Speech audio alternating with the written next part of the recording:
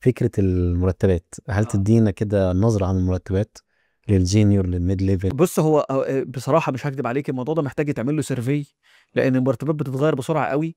وانا بصراحه ما فيش خريطه معينه للمرتبات موجوده في بالي دلوقتي. بس كل اللي اقدر اقوله للناس ان اصبح المينيمم دلوقتي 10 12000، في حدود 12000 ممكن يبقى المينيمم دلوقتي. يعني انك تشتغل في شركه 12000 حاجه كويسه ليك كجونيور. للجينيور. اه، تبتدي بيها. اللي ممكن نلاقي مثلا ان الشركه مثلا ممكن هتبتدي تقللك شويه ل 10000 عادي، ممكن نتعامل معاها. اقل من 10000 ما اظنش ان يبقى في شركه كويسه محترمه تدي اقل من 10000 دلوقتي، الا لو تدريب بقى. الا لو تدريب، ده موضوع تاني بقى. في شركات بتدي 14، في شركات بتدي 16 كستارتنج موجود. يعني موجود دلوقتي، انا بشوف حاجات بتتعرض بالشكل ده، وفي ناس بتكلمنا في حاجات بالطريقه دي. وبرضه الناس اللي بره مصر لما يسمعوا المرتبات اللي احنا بنقولها دلوقتي ويقارنوها بالدولار ويلاقوها قليله، ما تستغربش، لان احنا اسعار الخدمات لسه عندنا قليله.